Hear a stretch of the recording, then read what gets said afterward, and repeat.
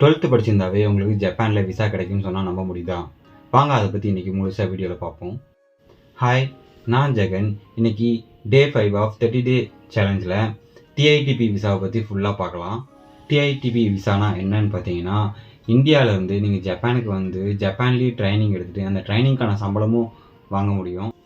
அதுக்கான எலிஜிபிலிட்டி என்னென்னு பார்த்தீங்கன்னா, நீங்கள் 10th இல்லை 12th முடிச்சிருந்தாவே போதும். ப்ளஸ் ஜாப்பனீஸ் லாங்குவேஜ் டெஸ்ட்டில் அட்லீஸ்ட் N4 கம்ப்ளீட் பண்ணியிருக்கணும். டிஐடிபி விசா பார்த்தீங்கன்னா சில ஃபீல்டுக்கு மட்டும் ப்ரொவைட் பண்ணுறாங்க. எக்ஸாம்பிள் பார்த்தீங்கன்னா கன்ஸ்ட்ரக்ஷன், மேனுஃபேக்சரிங், அக்ரிகல்ச்சர், இது போல் ஒரு 5 செக்டருக்கு ப்ரொவைட் பண்ணுறாங்க.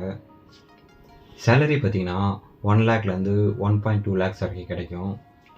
5 இயர்ஸ்க்கு அப்புறம் நீங்கள் எஸ்எஸ்டபிள்யூ விசாவுக்கு உங்களை அப்கிரேட் பண்ணிக்க முடியும். டிஐடிபி விசாவில் வரணும்னு ஆசைப்பட்டீங்கன்னா சில ரிஜிஸ்டர்ட் கம்பெனி மூலிமா மட்டும் வாங்க. இதில் நிறைய ட்ராப் இருக்குது. நீங்கள் டிகிரி முடிச்சிட்டோ இல்லை டிப்ளமோ முடிச்சிட்டோ வந்து இந்த ட்ராப்பில் மாட்டிக்காதீங்க.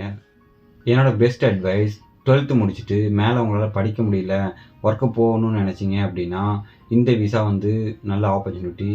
இருந்தாலும் ஜப்பான் கவர்மெண்ட்டு 2027 இந்த விசாவை அப்கிரேட் பண்ண போகிறாங்க. ஸோ இதுக்கு மேலே நீங்கள் வரணும்னு ஆசைப்படுறவங்க கொஞ்சம் வெயிட் பண்ணி 2027 நியூ விசாவில் உள்ளே வாங்க. ஓகே ஃப்ரெண்ட்ஸ், நெக்ஸ்ட் வீடியோவில் ஸ்டூடெண்ட் விசாவை பற்றி கம்ப்ளீட்டாக பார்க்கலாம். See you on next video.